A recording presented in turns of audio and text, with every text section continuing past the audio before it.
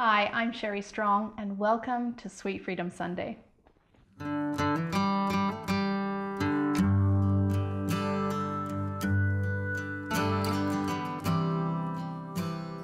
We're talking about binge baking. So today, when we were shooting something in between, I always make lunch for the crew, and we had this kale pesto rice and pea kind of stir fry thing.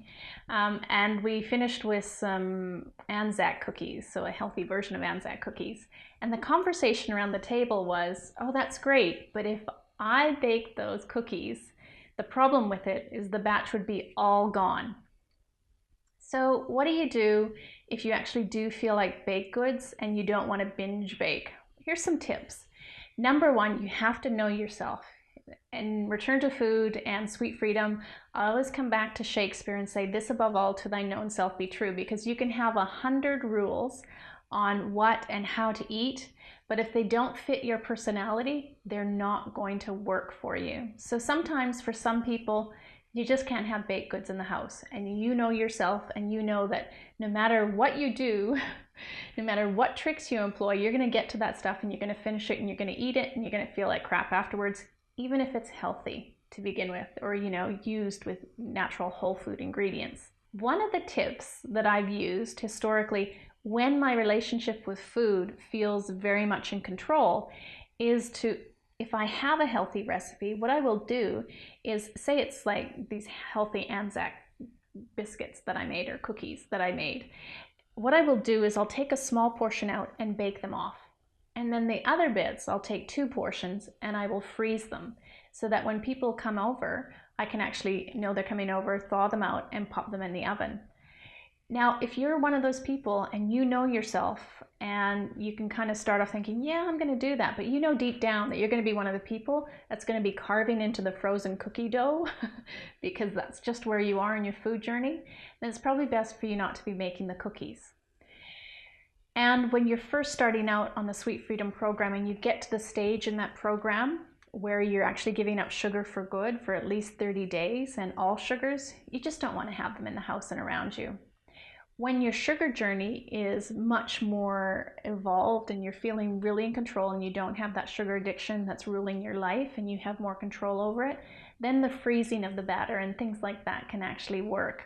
One of the other things that I used in the concept of pick your poisons, so what I would do is I knew that I could have certain foods that had sugar in them when I was out. And so I would say that find a place that had a really good and healthy version of that sweet food that I liked, and I would have a small amount when I was actually out, and then I would go back into my home where the bulk of what I was doing was highly nourishing, energizing, and protective. And because I kept it out there, it wasn't something that I could just easily access during a weak moment. Remember that even if the recipe you have is all whole foods and it doesn't have a high sugar ratio, sometimes we can get into the treat mentality where I've deserved this, and that can then trigger our binging and it becomes a problem for us. Anything you eat out of context of nature, in amounts you would never source in nature, in volumes, again, that you're not going to be able to source in nature, if you're eating that, it's going to create imbalance in the body, even if it's organic and it's whole food and it's, fruit-based or whatever. So you just want to kind of be mindful of that. I've had a student who came to me and she was complaining about different ailments that she was having. And we looked into the fact that she was eating almond butter because she thought this is a whole food ingredient and it's just ground up, that she could eat tons of it.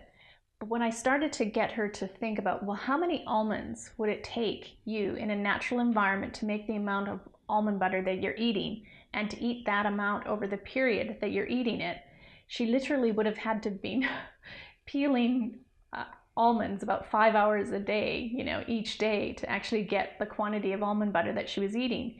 And even though it was a whole food and a natural food, it was creating imbalance in her body.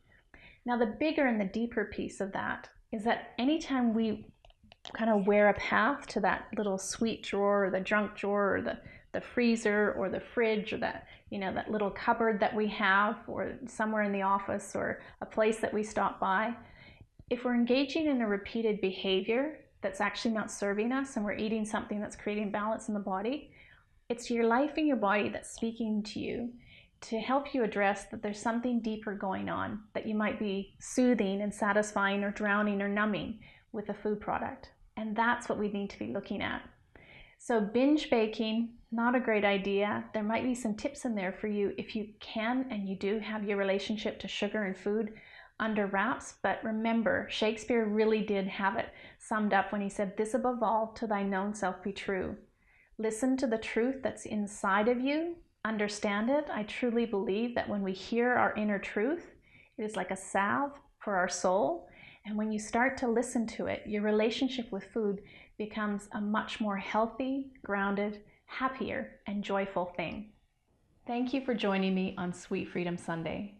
For more tips, tools, and recipes to help you end sugar addiction for good, please go to sweetfreedom.ca.